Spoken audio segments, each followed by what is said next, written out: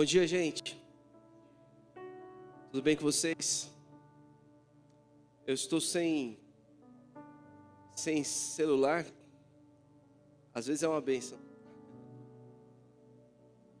Mas cheguei em casa à noite, eu fui olhar as minhas mensagens e tinha uma mensagem da Rose falando sobre o Amaury, que é um irmão querido. Desde um tempo já tem frequentado aqui a nossa igreja, essa família. E a notícia dela é que o Senhor recolheu o Amaury. Estava em viagem, ele sofreu um infarto, socorrido, mas ainda assim não deu tempo, enfim. E é uma notícia devastadora, né? Que toma o coração da gente de um jeito. Tive com o Amaury semana passada, deixa eu trocar esse microfone. Eu tive com o Amaury semana passada e foi um tempo muito bom, nós tivemos juntos. Foi um homem cheio de planos, cheio de sonhos, cheio de vida, né? Que o Senhor levou.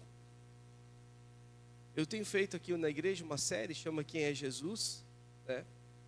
E surpreendentemente a série, o sermão de hoje vai falar sobre o Jesus que é a ressurreição e a vida. E quando eu estava lendo nessa manhã e meditando em tudo isso, que já estava preparado, pensei em algo, né, que Deus pode sempre fazer com a gente. Deus continua surpreendendo a gente de diversas maneiras. Essa aqui é uma dessas maneiras que Deus surpreende a gente. Uma maneira assim incrível de fazer com que a gente ouça algo exatamente num dia que a gente vai experimentar essa dor muito profunda que é a morte de alguém tão próximo da gente.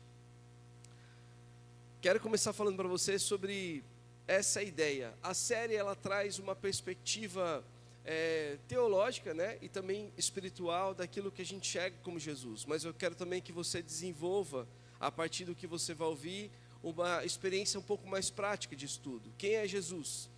A série vai trazer para a gente uma perspectiva, talvez racional, de uma ótica que nós todos que lemos a Bíblia vamos entender que Jesus é alguma coisa. O pão da vida, o caminho, a verdade, a vida. Agora a ressurreição e a vida. Mas nessa perspectiva, nós já vimos. Toda vez que você lê a Bíblia, talvez essa resposta possa saltar aos seus olhos. Mas essa manhã, a ideia é que você encontre um Jesus que você ainda não percebeu. Um Jesus que é tão presente, capaz de mudar a forma como você vai enxergar as coisas daqui para frente em tudo. O que eu costumo dizer é que Deus nunca chega atrasado. E isso aqui faz muito sentido com esse sermão hoje. Quando eu pensei em escrever a série, uma das coisas mais importantes é porque algumas pessoas têm projetos e planos e colocam esses planos, né, em prática e de repente tem algumas sensações. Essa aqui é uma delas. Deus nunca chega atrasado. Uma frase bonita, a gente repete, a gente coloca às vezes no nosso Instagram, a gente usa para consolar pessoas, mas quando a gente olha para João capítulo 11, essa frase se torna um problema, porque parece que João, quando escreve essa frase, ele faz com que pareça com que Jesus chegou atrasado. Ele faz com que pareça que cada momento da notícia nova, Deus espere um pouco mais. E uma das coisas mais interessantes é porque esse aqui é um sentimento humano. João, ele consegue traduzir um sentimento humano junto com as suas palavras. Sabe por quê? Porque é assim que funciona. Quando a gente tem um plano, quando a gente tem uma ideia, quando a gente tem vontade de algo, a gente pede a Deus que nos abençoe, automaticamente a gente traça uma ideia, um plano na cabeça. E quando a gente traça um plano na cabeça, uma coisa surpreendente acontece. A gente coloca Deus dentro do nosso plano. Ai, Senhor, eu preciso disso. Ah, Senhor, me socorra naquilo. E quando a gente pede, automaticamente, sem perceber às vezes, involuntariamente, a gente traça um plano de como Deus vai fazer aquilo lá. E quando a gente traça o como Deus vai fazer, a gente já começa criando as expectativas, colocando ela no lugar errado. Porque é nesse momento que a gente começa a olhar o primeiro checkpoint. Deus não chegou no primeiro checkpoint. Opa, peraí, era para eu ter recebido o telefonema agora, hoje. Era para aquele emprego, né, ter saído, e hoje era o último dia e ninguém me ligou. A gente começa a dar a Deus, então, os passos que Ele deveria ter dado segundo a nossa lógica. E quando eu percebo isso, eu começo a olhar que algumas coisas a gente avança também. A gente não entende por que a gente ora e nada acontece. a gente pede e a situação piora. Já percebeu isso? Senhor, né, cura. Eu me lembro de um amigo que estava muito isso, né? A gente estava num movimento na igreja, muita gente doente, e aí eu fui lá, orei com uma pessoa, ela faleceu. Orei com a terceira pessoa, ela faleceu. A mãe desse amigo meu ficou doente e falou assim: você não vai orar pela minha mãe, não. Eu falei assim: oxe, Deus está só promovendo.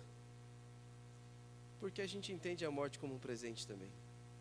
E nesse sentido, né, a gente pede a Deus e aí a situação piora. De repente, a gente então faz uma campanha de oração. Eu vou me esforçar mais, eu vou orar mais, eu vou jejuar. Pastor, eu vou fazer alguma coisa agora que mude o senso. E de repente parece que Deus entra em silêncio. Você já experimentou o silêncio de Deus? Em situações que você fala assim: Senhor, você só ouve o restinho do eco da sua voz. Parece que é um pouco verdade essa ideia. Deus chega fora do nosso tempo. Parece que quando a gente bota uma expectativa que algo tem que acontecer e a gente então traça como Deus tem que fazer, parece que Deus é especialista em frustrar a forma. E João, ele escreve exatamente sobre isso. Ele está colocando Jesus num lugar que é muito delicado. Vamos ler comigo? Abra sua Bíblia comigo, Evangelho de João, capítulo 11.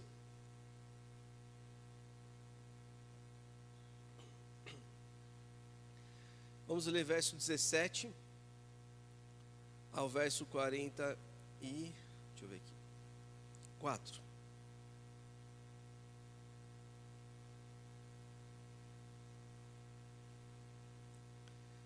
(17 a 44).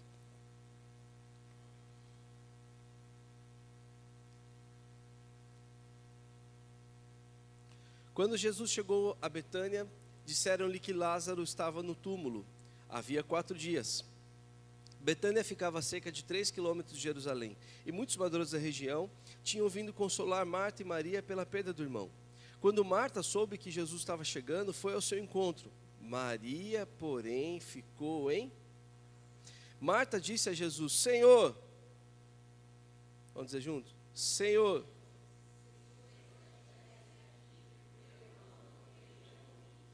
mas sei que agora mesmo Deus lhe dará tudo o que pedir.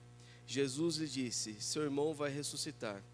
Sim, respondeu Marta, ele vai ressuscitar quando todos ressuscitarem no último dia. Então Jesus disse: diga comigo, 1, 2, 3.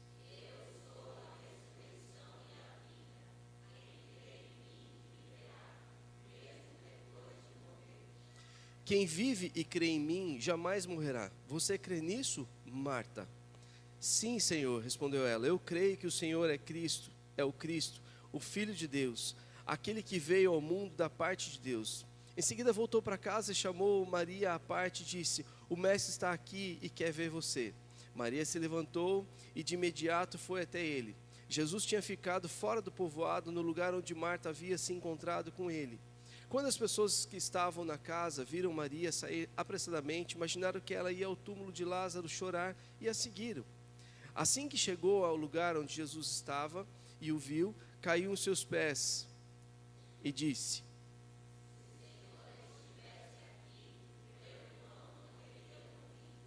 Quando Jesus viu Maria chorar e o povo também, sentiu profunda indignação e grande angústia. Onde vocês colocaram? Perguntou. Eles responderam: Senhor, venha e veja. Verso 35 é um dos relatos mais importantes para a gente entender a humanidade de Jesus. Diz assim: Jesus chorou. As pessoas que estavam por perto disseram: veja como ele amava. Outros, porém, disseram: este homem curou um cego, não poderia ter impedido que Lázaro morresse. Jesus, sentindo-se novamente indignado, chegou ao túmulo, uma gruta com uma pedra fechando a entrada. Rolem a pedra para o lado, ordenou. Senhor, ele está morto há 4 dias, disse Marta, a irmã do falecido. O mau cheiro será terrível. Jesus respondeu. 2, 3 e...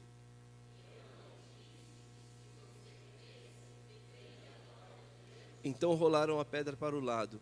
Jesus olhou para o céu e disse: Pai, eu te agradeço porque me ouviste. Tu sempre me ouves. Mas eu disse isso por causa de todas as pessoas que estão aqui, para que elas creiam que tu me enviaste. Então Jesus gritou: Lázaro, venha para fora. E o morto saiu com as mãos e pés presos com faixas, rosto envolto num pano. Jesus disse: desamarre as faixas e deixe-no ir. É surpreendente ler o relato de João em relação àquilo que aconteceu com Jesus. A morte de Lázaro não foi um evento simples, mas é um evento que abre o caminho agora para Jesus rumo à cruz. Betânia fica próximo de Jerusalém. Lázaro, Marta e Maria não eram desconhecidos de Jesus, eram amigos. João explicitamente diz que Jesus os amava. Lá era o lugar que Jesus ia quando ele precisava descansar. Eu não sei se você percebeu, mas todo o roteiro, quando passava por lá, Jesus se esforçava para chegar um pouco mais perto e ter um tempo de descanso na casa de pessoas com quem ele amava. O atraso, então, nesse momento, acontece dentro do amor de Deus. E essa aqui é a frase que a gente tem que lembrar. Jesus os amava. Jesus amava Lázaro. Parece que essa espera acontece dentro desse mesmo amor. Parece que as lágrimas acontecem dentro desse mesmo amor. E isso confronta a maneira como a gente deve interpretar Deus. Normalmente a gente interpreta Deus pelas circunstâncias, de coisas que deram certos e coisas que não deram certo. João faz ao contrário, ele estabelece o amor primeiro, depois ele começa a mostrar a dor. É aqui que ele começa a mostrar para a gente algo que a gente às vezes não percebe em Deus. A gente só percebe Deus agindo, geralmente, quando ele entra no nosso checkpoint, quando ele entra dentro do circuito que a gente traçou para ele fazer alguma coisa. E é natural, e cada vez mais será natural, a gente tem um olhar humano para isso. A gente vê Deus fazendo alguma coisa a partir da perspectiva ou expectativa que a gente tinha que Ele fizesse. Deus precisa me dar um emprego. Então tá bom, o seu telefone tocou, você já agendou a entrevista, e as coisas começaram a andar, você passou de seleção, e foi andando, e parece que Deus está agindo. Quando recebe diagnóstico, a mesma coisa, o diagnóstico está ruim, mas vamos orar, e a gente ora, de repente na oração você começa a perceber que o médico já deu uma solução, tem um remédio, tem tratamento, e a sensação é que Deus está respondendo. E quando não? E quando você precisa muito do emprego, e você ouve na igreja que Deus te ama, e esse emprego não vem. E quando você ouve que Deus te ama, mas o seu diagnóstico é ruim, ou de alguém que você ama muito também é ruim, e parece que não tem o que fazer. E a gente sai a orar desesperadamente, parece que mesmo orando, mesmo pedindo a Deus, mesmo clamando a Deus, nada do que a gente está pedindo está funcionando. A perspectiva que João começa a colocar em nós é sobre essa ótica. Jesus ama Lázaro, e o amor de Jesus frustra a expectativa daquelas pessoas, de que ele faria de uma ordem diferente, de que Lázaro ia chegar lá. Jesus não obedece o nosso relógio. Quando Marta fica sabendo que ele chegou, ela corre em direção a ele, e suas primeiras palavras são exatamente essas: Senhor, se tivesse aqui, meu irmão não teria morrido. Essa frase carrega fé. Ela acredita nisso, e ela acreditava de fato que se Jesus estivesse ali presente, Lázaro não teria morrido. E quantas vezes a gente ora assim: Senhor, por que o Senhor não interviu antes? Por que as coisas não aconteceram antes? Por que não aconteceu de forma diferente? Marta acreditava no poder de Jesus. O problema dela não é que Jesus não podia, o problema é que Jesus não estava. Não é que se tivesse aqui, então, o problema dela não é de fato que ele estivesse lá, não resolveria nada. Não, o problema é que ele não estava lá. Quantas vezes a oração começa desse jeito para a gente também? Se Deus tivesse agido, se Deus tivesse respondido, se Deus tivesse chegado antes. Marta está dizendo assim: Jesus, eu sei quem é você. É exatamente por isso que eu estou falando tudo isso. Porque se o Senhor tivesse socorrido antes, o Senhor teria condições de curá-lo antes. É exatamente aqui que João começa a trazer algo para a gente, que é uma pista muito interessante de como Deus trata com o nosso coração. A pista começa em João 11:4, fala assim: essa doença não terminará em morte. Aconteceu para a glória de Deus, para que o Filho de Deus seja glorificado por meio dela. Jesus enxergava algo que Marta não conseguia enxergar, e esses são os pontos da nossa vida. Às vezes a nossa oração, ela está simplesmente voltada ao desejo único que aquilo que a gente está pedindo aconteça. E a gente se esquece que o ciclo da oração, ele é diferente. Ele começa dizendo o seguinte: tudo que você está pedindo começa num relacionamento. Lembra a oração de Jesus? Pai nosso que estás no céu. Começa com relacionamento. A nossa oração, ela precisava começar com relacionamento. Senhor, eu sei quem o Senhor é. É um Pai amoroso, bondoso, cuidadoso, provedor. Eu sei quem o Senhor é. Sendo este daqui, nada me faltará. Esse é o ponto. Parece que a gente se esquece no momento de desespero, quando a nossa oração tem que acontecer diante de Deus, que a gente quer que aconteça algo do nosso jeito, não importa a ordem, mas a gente quer ver Deus fazendo algo. Mas o que a gente aprende com Jesus é que Ele estava revelando algo ali naquele momento, assim como Ele revela para o nosso coração também. Talvez uma das razões que a gente mais se frustra, tanto com Deus ou com qualquer circunstância que envolva oração, seja essa: a gente não está apenas pedindo para Deus algo, a gente acredita que Ele pode fazer, mas às vezes a gente quer ver Ele agindo. Então faz agora, vai lá, começa a fazer, deixa eu ver essa água fervendo aí. Nós decidimos como Ele deve agir. Às vezes a gente decide quem Ele deve usar para falar ao nosso coração. Às vezes a gente também decide quanto tempo Ele tem que demorar naquilo que Ele está fazendo. E depois a gente chama o silêncio de Deus, ou alguma coisa que não aconteceu, né, como frustração, como algo que Deus não está fazendo. Mas na verdade é só Deus não respeitando o seu roteiro. Deus não precisa respeitar o seu roteiro. Deus não precisa fazer exatamente como você planejou. Deus não precisa nem fazer o que você está pedindo. E Ele continua sendo Deus. Fé não é acreditar que Deus vai seguir o nosso planejamento. Fé é confiar no caráter de Deus, mesmo quando a gente não enxerga a providência chegando. Fé é saber que o Pai que está nos céus está cuidando de nós. Fé é perceber que tudo que eu pedi a Ele, pode ser que não esteja acontecendo da maneira que eu estou vendo, é confiar que o Pai que está nos céus sabe de tudo aquilo que eu preciso, antes mesmo de vir à boca.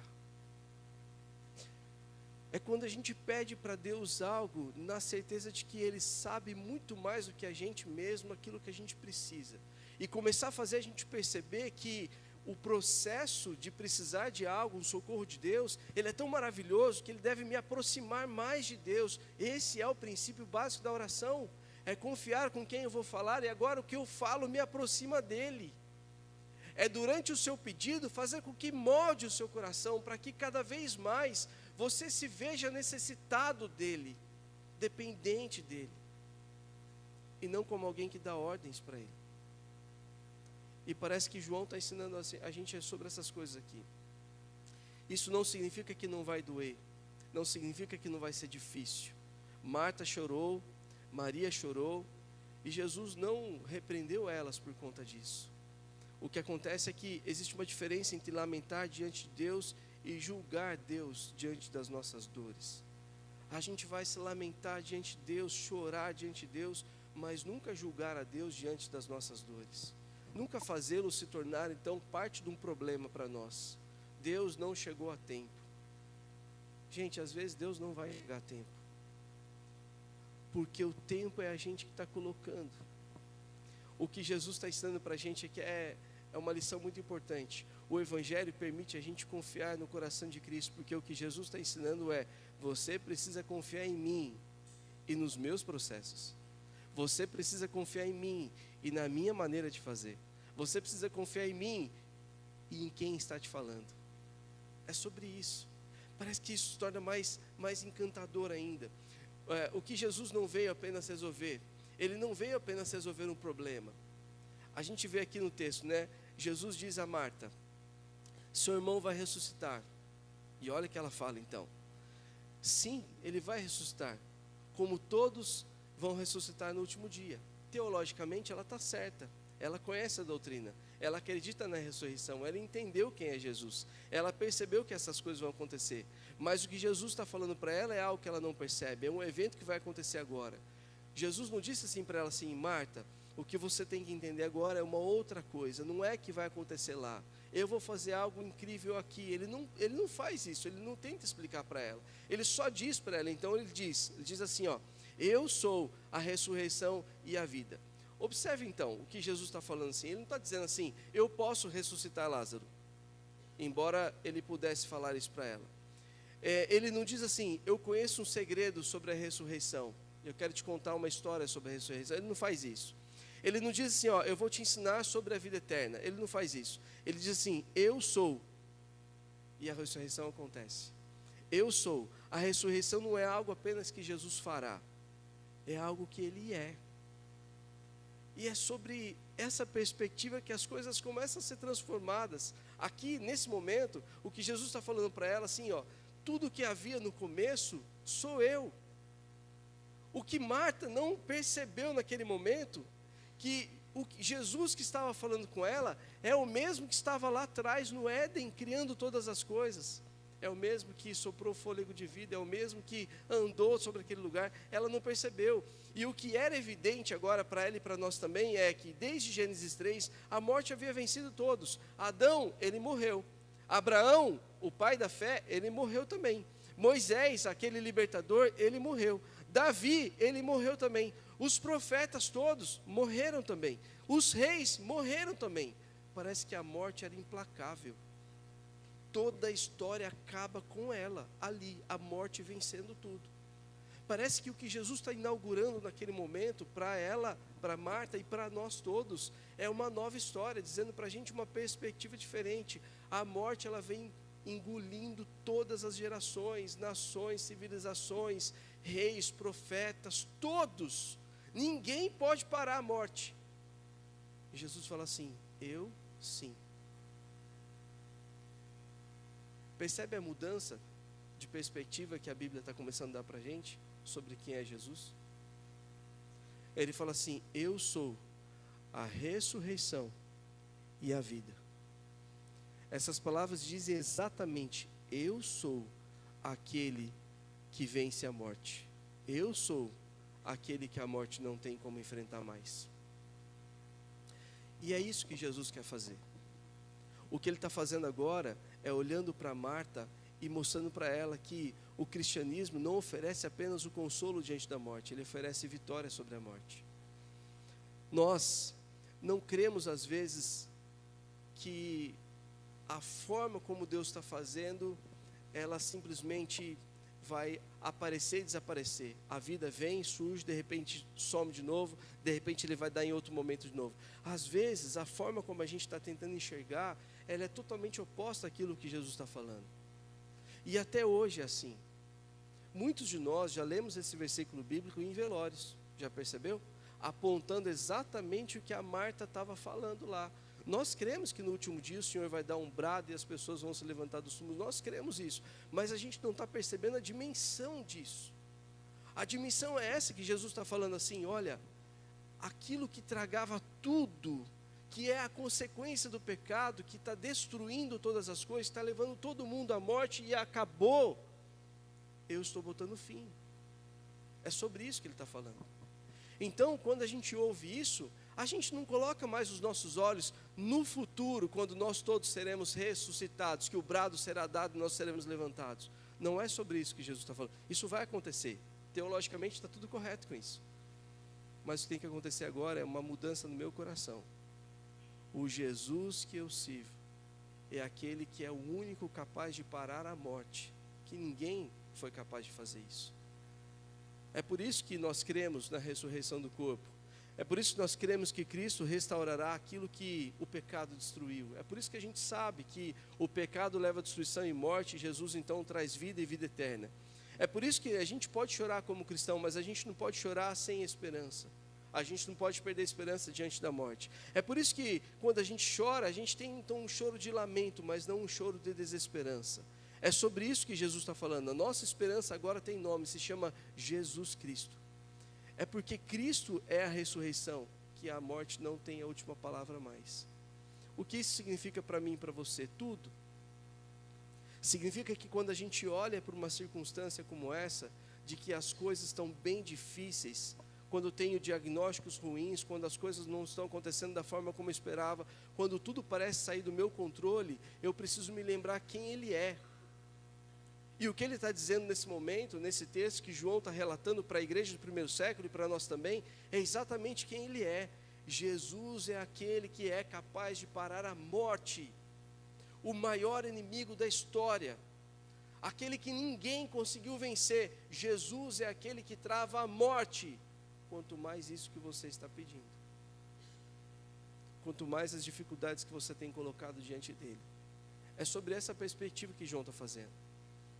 Jesus que chora diante daquilo que veio destruir, é esse Jesus então que chega a Maria também. Ele diz exatamente a mesma frase de Marta.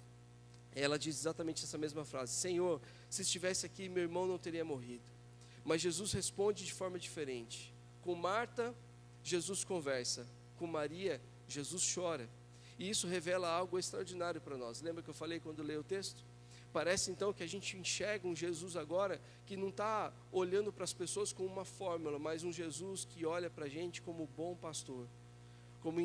Ele entende então que cada um de nós precisamos de formas diferentes de tratamento.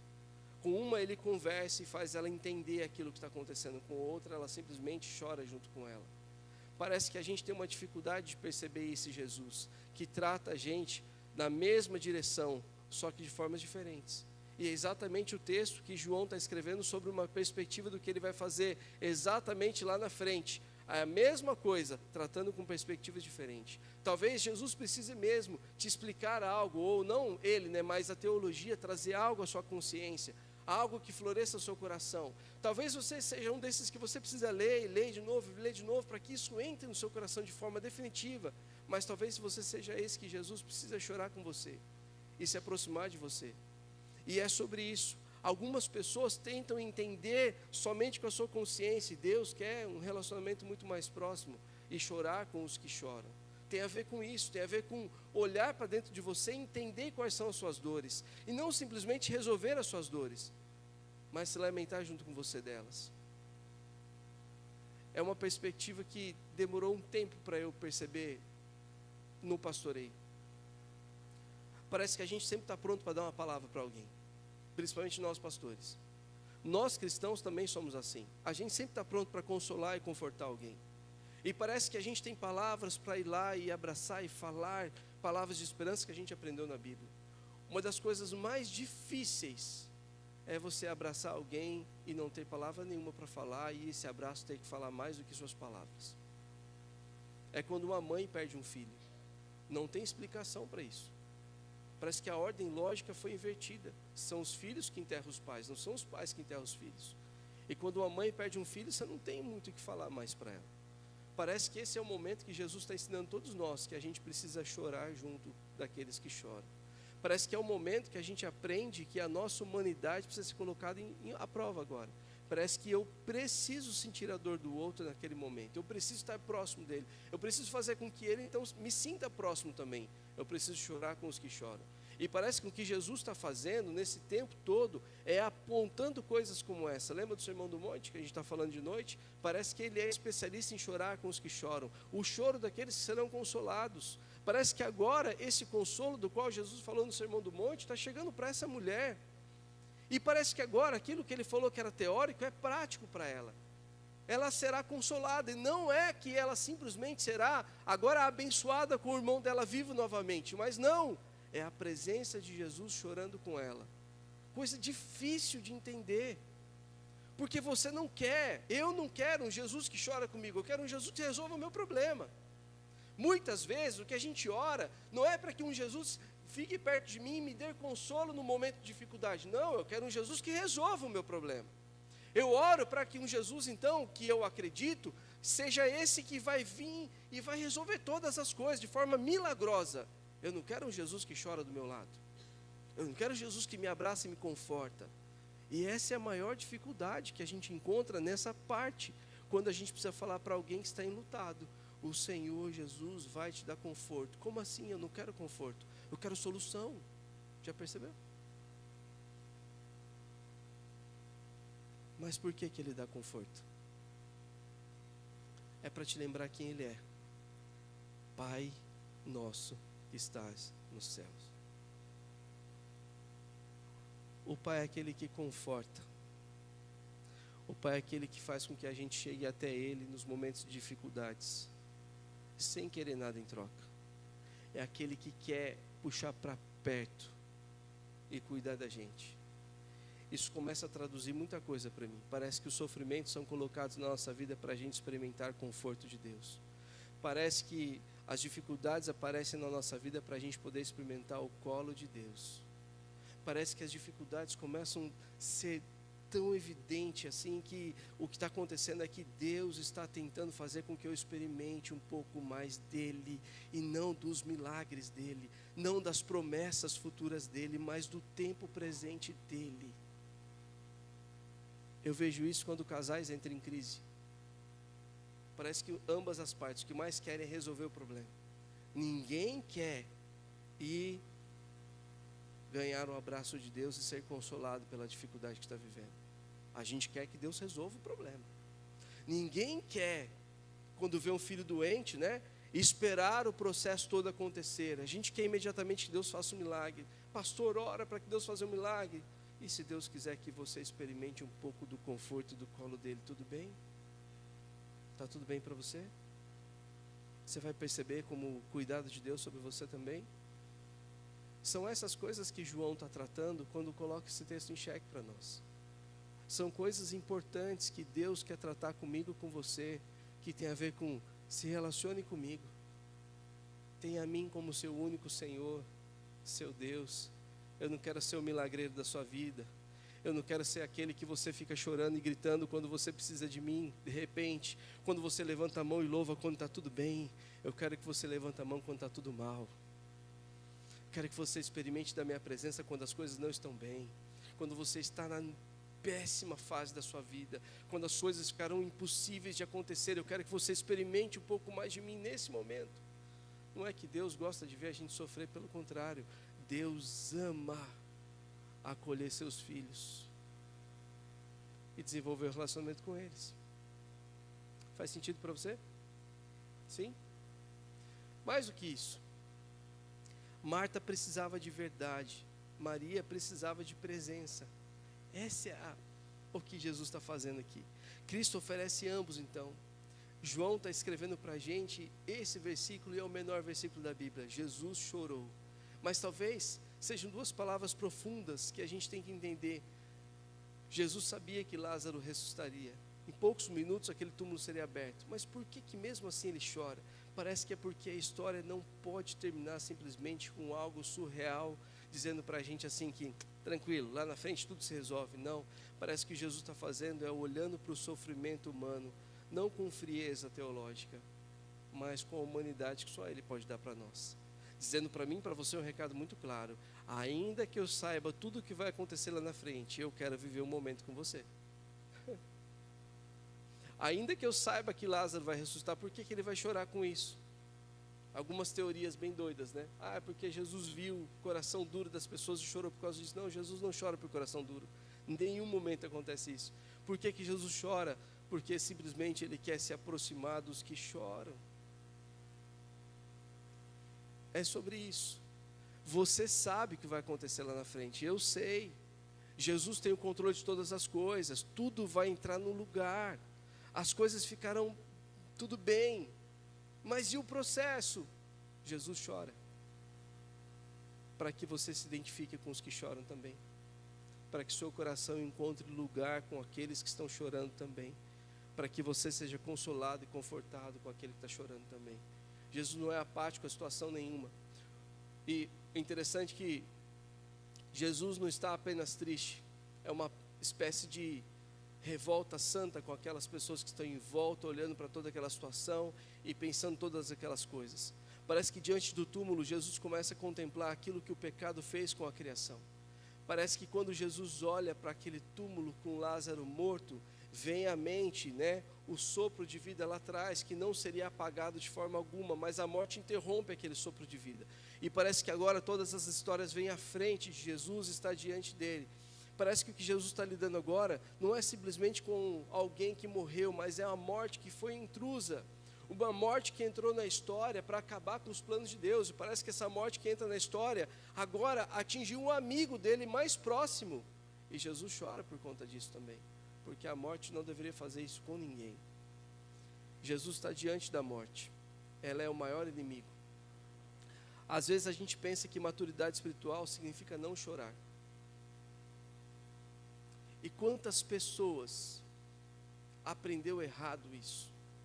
Talvez você seja dessa geração também, que o pai falava assim: homem não chora, fica duro aí.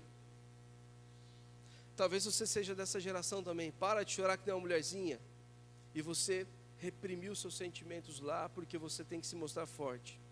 Talvez você seja uma mulher que viveu isso também ao contrário, que você teve que ser tão forte que você não pôde chorar nos momentos que você mais precisava ter chorado, você não conseguiu chorar, porque alguém mandou você ser forte demais e não chorar.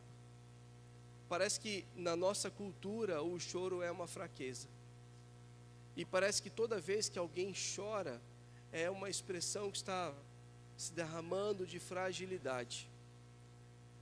Parece que o que Jesus faz sobre isso é diferente.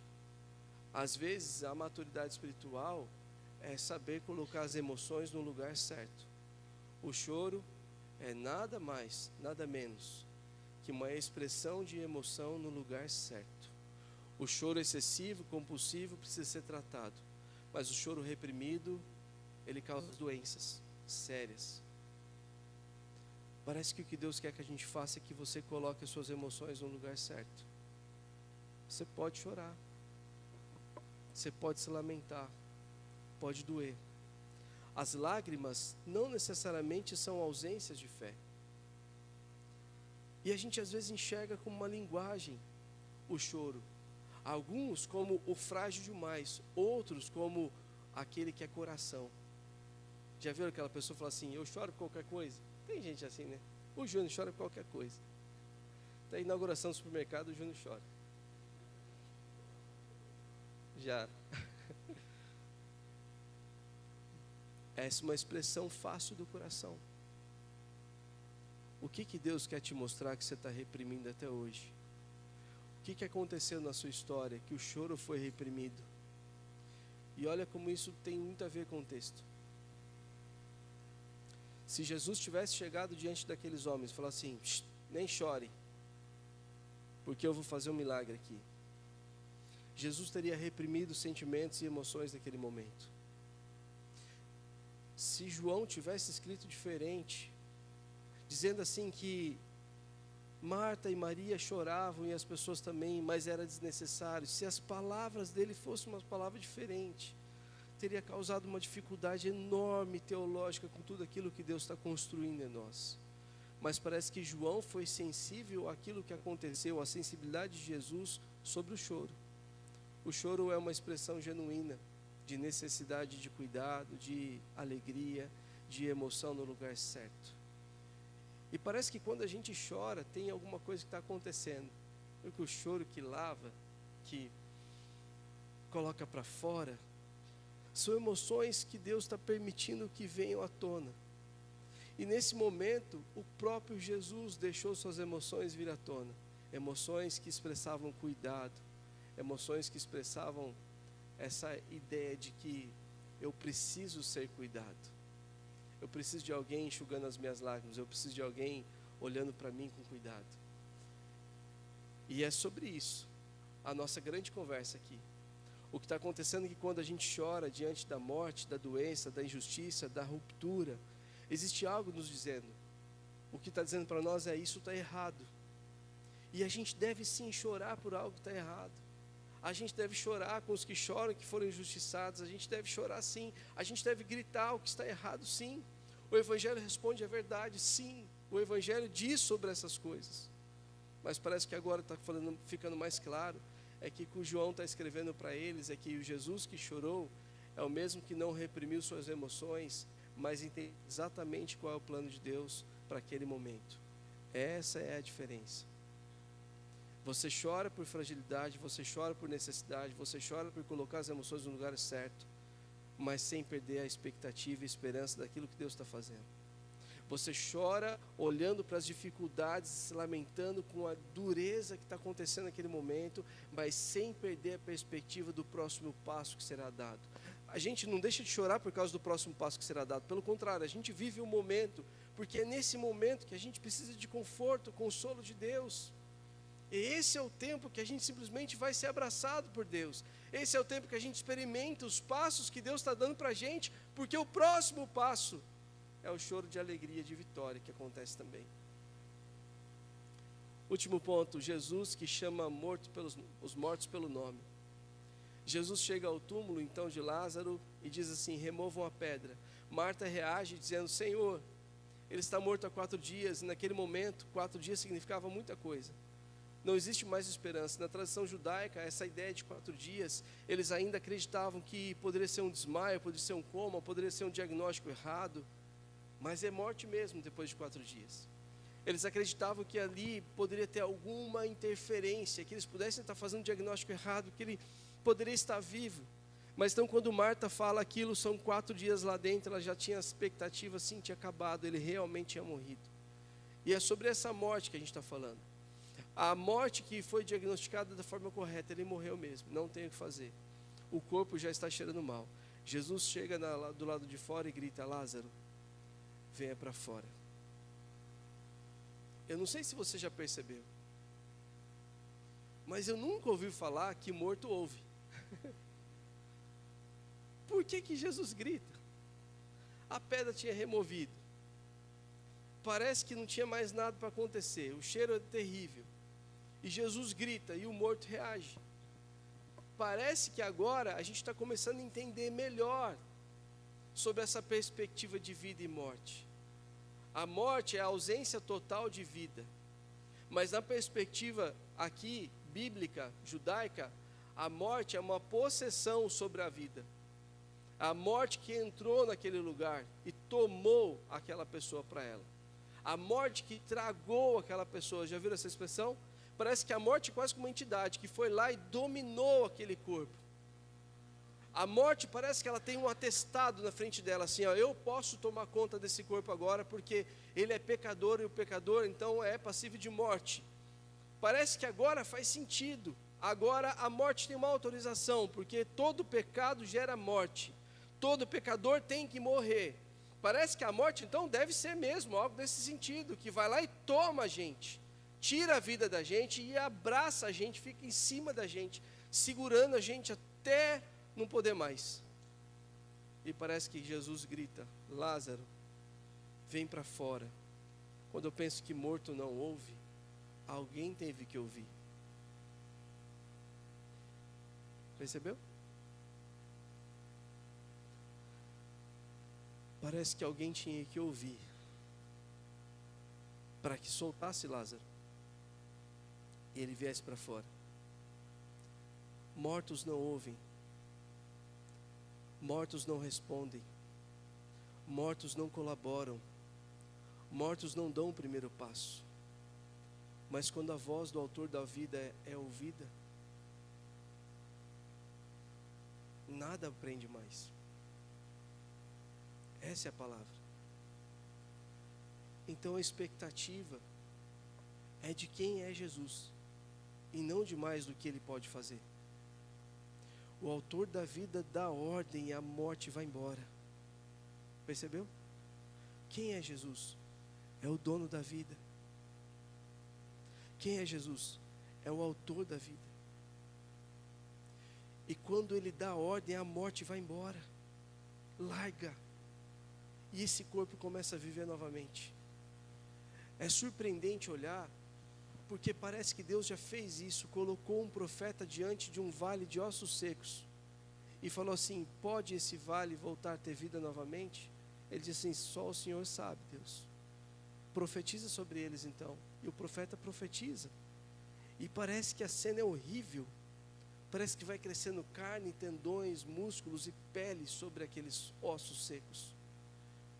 Eles podem ainda ter vida? O profeta fala assim: só o Senhor sabe, Deus. Profetiza sobre eles, e o profeta profetiza. E um a um começa a se levantar, e se levantar, e se levantar, e um grande exército vem de novo à tona. Para Deus nada é impossível. Ele é o dono da vida. Mas o que isso significa para você? Significa que a sua expectativa não deve ser nos milagres que Ele pode fazer, mas em quem Ele é. Então o seu coração não deve estar olhando para o milagre que Ele pode fazer, mas para a pessoa que Ele é. Isso muda tudo aqui. A gente vê em João 11, diretamente o Evangelho tocando nosso coração, porque a Bíblia diz que nosso problema espiritual não é fraqueza, é morte.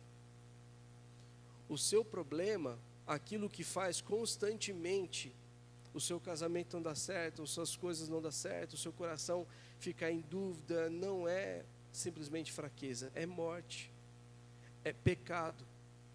E parece que o que João está tratando é exatamente isso. O que está lá em Efésios 2, vocês estavam mortos em suas transgressões e pecado. Parece que o que Jesus está falando agora não é só sobre essa morte que ele vai vencer lá no último dia. Porque eu poderia muito bem nessa manhã falar assim para você, assim como Lázaro saiu daquele túmulo, o Senhor está ressuscitando os seus sonhos, seu casamento, sua história. Mas não é sobre isso o texto. O texto é sobre um Jesus que cuida. É sobre o cuidado aparente, sobre quem Ele é no meio de toda a dificuldade. Não é sobre o próprio milagre da ressurreição, mas o que Jesus está falando sobre aquilo que a morte é. A morte é resultado do pecado e eu vou parar a morte, para que você viva comigo para sempre. Então não importa qual é a sua dificuldade, não importa qual é o choro de lamento que você tem feito diante de Deus, o que importa é, você precisa experimentar o consolo e conforto do Senhor, e confiar no caráter dEle, que Ele te ama, independente se os seus sonhos são realizados, se as coisas que você tem orado têm dado certo. Você precisa confiar naquele que freou a morte eternamente, porque agora Ele não te quer simplesmente com os seus sonhos, Ele quer você para Ele. Essa é a diferença. João está escrevendo isso para a gente. Não tem pessoas fracas. As pessoas não encontram força interior dentro delas. O Evangelho é uma voz, a voz de Cristo entrando nos túmulos, chamando mortos para a vida, gerando vida. E quando Cristo chama a gente, Ele simplesmente encontra a gente da mesma forma como Lázaro. É sobre essa perspectiva que João está escrevendo. João não está escrevendo que você pode falar para Jesus e Ele vai fazer o que Ele quiser com você. Não, Ele já fez. Você era o Lázaro, mortos em seus delitos e pecados. Você é exatamente como Lázaro, cheirava até mal diante de Deus. E Jesus deu um brado para que a morte se afastasse de você. Ele falou assim, eu sou a ressurreição e a vida. Quem crê em mim, ainda que esteja morto, viverá. É sobre essa perspectiva que o Evangelho está falando. Jesus não veio realizar os seus sonhos. Jesus não veio deixar de frustrar as suas expectativas. Jesus não veio fazer isso. Jesus veio ser Senhor da sua história. Te tirar do caminho morto que você já estava. E agora você se encontra com vida. É sobre essa perspectiva que João está falando. Quando Cristo chamou a gente, cada um de nós, Ele não encontrou alguém espiritualmente ferido pedindo ajuda, Ele encontrou alguém morto. Então significa que não é pelo fato de você olhar para a sua própria vida hoje, encontrar as dificuldades que o Senhor vai te confortar, consolar e tudo vai dar certo. Não, o que Ele já fez, não foi encontrar alguém ferido, foi encontrar alguém morto. Sobre a ótica espiritual, Ele chamou seu nome também. Ele chamou meu nome também. Nós saímos do túmulo. A gente vive com uma expectativa diferente de vida hoje também. Ele disse, venha para fora. A nossa salvação é um milagre da ressurreição. E o que a gente faz com tudo isso? Antes da gente ir ao túmulo, Jesus olha para Marta e Maria, então responde aqui, ó, antes dele ir para o túmulo, fala assim, ó, você crê nisso? Observa só o que ela fala assim, você crê nisso? Ele não está perguntando se você entende isso. Ele fala assim para ela, você crê nisso? Você sabe que eu posso fazer? A ideia é você crer nisso. Sabe o que significa isso para nós? Significa que você pode colocar diante de Deus todos os seus problemas, suas dificuldades. Você pode e deve colocar diante de Deus todas as necessidades que você tem. Você deve chorar diante de Deus os seus lamentos e colocar diante dele todas as coisas. Mas a pergunta realmente é essa, você crê nisso? Você crê que o Senhor é a ressurreição e a vida? Você crê que Ele tem um processo estabelecido com você? Ainda que as suas coisas não aconteçam, ainda que os milagres que você tem pedido não aconteçam, você crê que Ele é Senhor da sua vida? Você crê que Ele te tirou das garras da morte, que você morreria eternamente? Você crê nisso? É sobre isso que João está falando. João não está aqui falando para você acreditar em Deus, seja qualquer coisa que aconteça. Se Ele é capaz de ressuscitar Lázaro, Ele vai ressuscitar seus sonhos, seu casamento. Não, às vezes Deus nem quer mesmo. Mas o que Deus mais quer é que você creia que Ele é a ressurreição e a vida, que você era como Lázaro, e Ele está te tirando do lamaçal de pecados, da sentença de morte que estava sobre você. O seu nome foi gritado lá na cruz. Ele chamou você para viver assim. Mas pastor, o que eu faço com as minhas crises? Pai nosso que estás nos céus. Experimente o conforto de Deus. Experimente a boa mão de Deus. Experimente a ação de Deus no processo todo. Talvez você vá embora triste hoje pensando nisso. O pastor nem falou que eu vou ter uma vitória hoje. Mas a maior vitória que você está saindo daqui hoje é a certeza de que você é um filho escolhido dele. Que ainda que a vida te endureça demais, que ainda que você aprendeu a não chorar porque isso mostrava fraqueza, que ainda que as dificuldades estejam te esmagando, o que Jesus está falando comigo, com você hoje é: eu sou a ressurreição e a vida, e meu brado foi gritado em cima de você, em cima de mim, em cima de nós. Não tem a ver com as necessidades que eu quero, que eu preciso, que eu tenho. Tem a ver com aquilo que Ele viu em mim. Eu estava morto, e parece que morto não responde, mas ao brado do autor da vida, a morte deixa a gente, e a gente passa a ter vida, e vida é abundante. E sabe o que mais? O que Jesus está chamando a gente para fazer é experimentar um tempo com Ele, para vivermos de fato debaixo da poderosa mão dEle. Eu tenho a sensação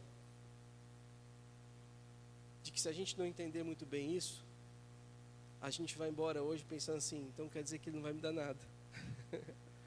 Eu tenho a sensação de que se a gente não entender bem isso, a gente vai embora daqui com a impressão de que o que Jesus fez para nós foi algo muito bom, mas eu precisava mesmo da intervenção dele, e Ele já está dizendo que não vai fazer. Lázaro saiu do túmulo, mas existe um detalhe tudo aqui: Lázaro morreu novamente. A ressurreição de Lázaro era um sinal que apontava para outra sepultura, outro corpo, outra morte. E parece que a gente inverteu isso. O que Jesus está fazendo é ressuscitando Lázaro para apontar para aquilo que Ele ia fazer. A gente que coloca expectativa naquilo que Ele fez com Lázaro como o maior dos milagres que Ele pode fazer com a gente também. Se Ele ressuscitou Lázaro, Ele pode fazer qualquer coisa por mim também. Senhor, me dá isso, me dá aquilo, me faça isso, me faça aquilo outro. Mas o recado claro de Deus para nós não tem a ver com isso, tem a ver com uma expectativa diferente. O que Jesus faz é ressuscitar Lázaro, apontando o caminho para a cruz, porque a partir desse momento os judeus se reúnem e decidem matar Jesus. Parece que a ressurreição de Lázaro custou a vida de Jesus. Percebeu? Então não compare a ressurreição de Lázaro com problemas que você tem, porque os seus problemas não custariam a vida de Jesus, mas sim os seus pecados também custaram a vida de Jesus. É essa a perspectiva. Quando Lázaro ressuscita, Lázaro está condenado a morrer novamente, porque ele vai morrer certamente. Lázaro continua sendo um pecador. O que Jesus faz é ressuscitar Lázaro para mostrar para todos eles que Ele é poderoso sim. E Jesus abre caminho para a cruz. Se você continuar lendo João, você vai ver que daqui para frente, Jesus então vai lá, reúne os 12, avisa de sua morte, faz o lava-pés, toma a ceia com eles, fala assim: não se turbe o vosso coração, e em seguida ele vai para a cruz e morre. Parece que acontece com essa ressurreição de Lázaro é então a morte evidente de Jesus nos capítulos seguintes. Parece que o que eu me esqueço de olhar para um texto bíblico pedindo para que Jesus faça em mim também é esquecer do que aconteceu com ele por ter feito isso também. Então, quando eu olho para isso, eu percebo aqui que existe uma diferença. Lázaro ressuscitou, alguém removeu a pedra, alguém deu um grito de vitória, mas alguém teve que pagar um preço por isso. E é sobre isso que a gente está conversando.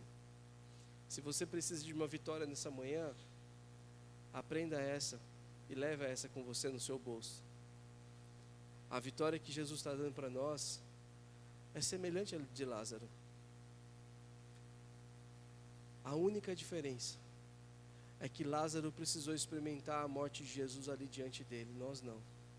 Nós já sabemos e nós não passaremos a agonia de esperar 3 dias para ele ressuscitar. Nós já estamos diante do Senhor que ressuscitou e que pode todas as coisas. O que é um diagnóstico ruim para Jesus? Nada. O que é um casamento quebrado para Jesus? Nada. O que é uma necessidade evidente para Jesus? Nada. O que é a morte diante de Jesus? Nada. Mas sabe o que ele está ensinando para nós? Que eu sou a ressurreição e a vida, que Ele é, além de tudo isso, Ele é Senhor da sua história, Ele definiu o rumo da sua vida, Ele sabe para onde você vai e o que vai acontecer com você. Isso custou a vida dele, agora é hora de você responder com fé salvadora, falando assim: Senhor, eis-me aqui. O que são as minhas dificuldades diante do que o Senhor fez por mim para me levar para o céu? O que são as minhas dúvidas e anseios e necessidades que o Senhor faça agora, diante daquilo que o Senhor já fez para que eu fosse para o céu?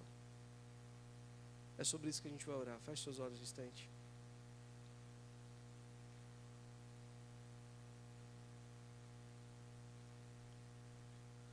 Talvez Marta estivesse certa, Jesus às vezes chega tarde demais na nossa vida. Chegou tarde demais para curar Lázaro. Às vezes você está com expectativa que Jesus chegou tarde demais para curar o seu casamento. Talvez você esteja com uma expectativa como de Marta: se Jesus tivesse chego um pouco antes, se Jesus tivesse ouvido a minha primeira oração, não tivesse transformado em tudo isso.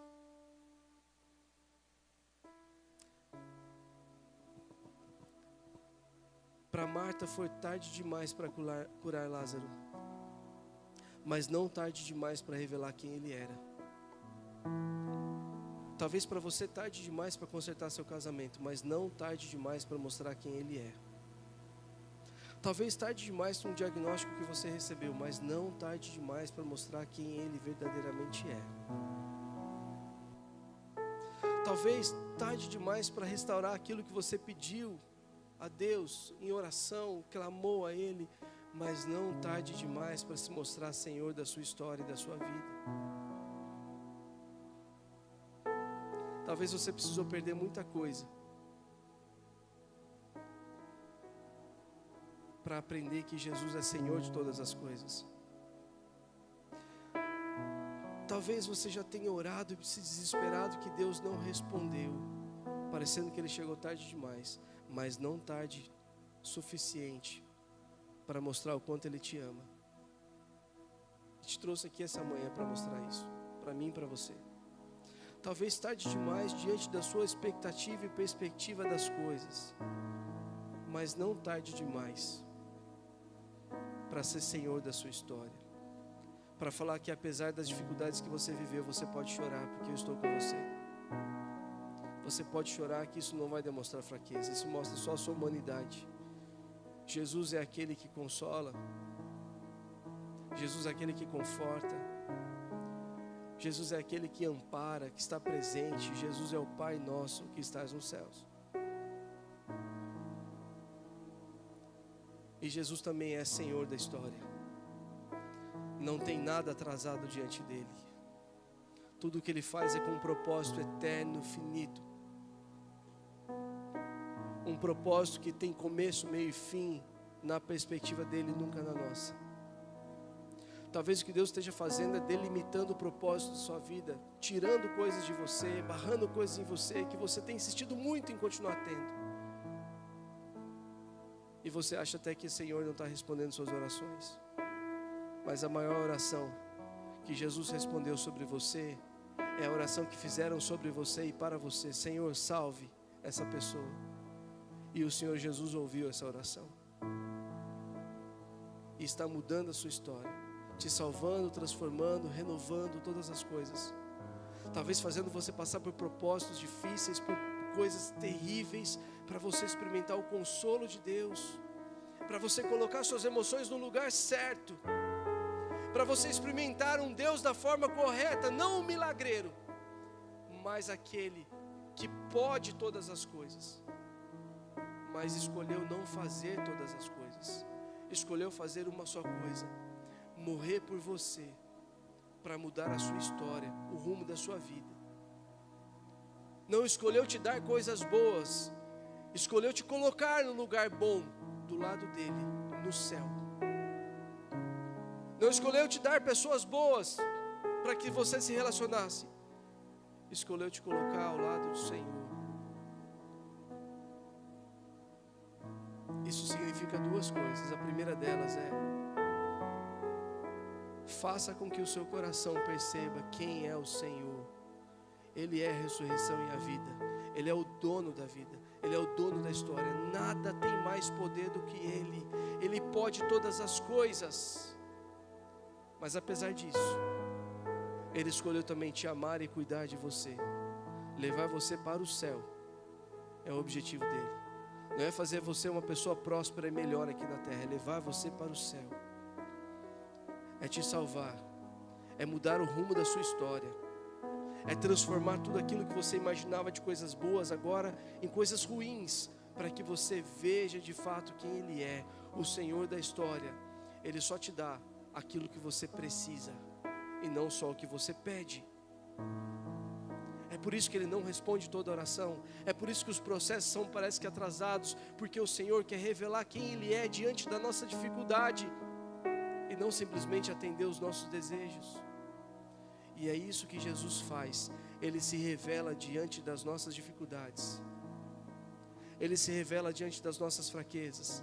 E a sua maior dificuldade, a sua maior fraqueza é que você é cheio de morte por conta dos seus pecados. Então Ele se revelou em você e em mim. Deu um brado na cruz por mim e por você, dizendo: basta, esses meus não morrerão eternamente. Eu sou a ressurreição e a vida. Basta. Ainda que você vive uma vida de dor e sofrimento, Jesus disse: basta. Um dia os túmulos se abrirão, o seu nome será gritado também, assim como de Lázaro. Você sairá de lá e você vai encontrar com o autor da vida, Senhor dos senhores. E nada mais do que você está passando e sofrendo fará sentido, porque você vai para um lugar que não há choro, nem dor, nem sofrimento.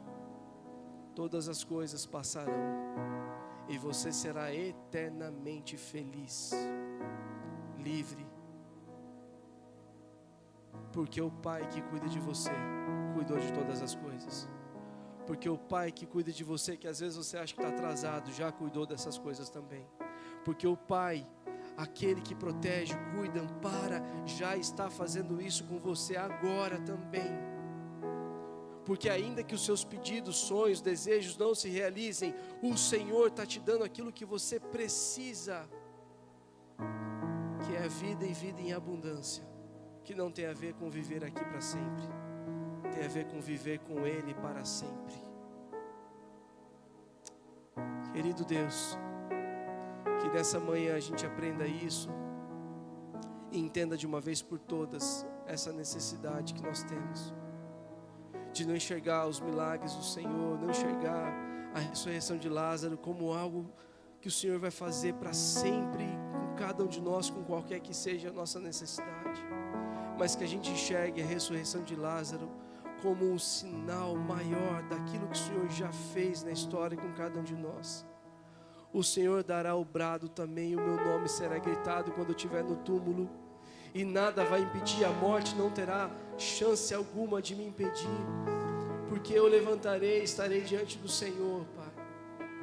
Foi por isso que Jesus morreu, foi por isso que Ele ressuscitou, para que essa verdade fosse evidente na minha vida e nada mais mudasse essa história. Então, Senhor, não me dá tudo o que eu peço, me dê somente aquilo que eu preciso para continuar te amando e te servindo com todo o meu coração. Me dê somente aquilo que eu preciso, Deus. Me ampare nas minhas dificuldades, me ampare nas minhas fraquezas, me console nas minhas dores, Senhor. Mas que no último dia o Senhor grite o meu nome, que o Senhor grite o meu nome tão alto, Deus, que a morte vai saltar de mim. e a vida do Senhor entrará em nós novamente.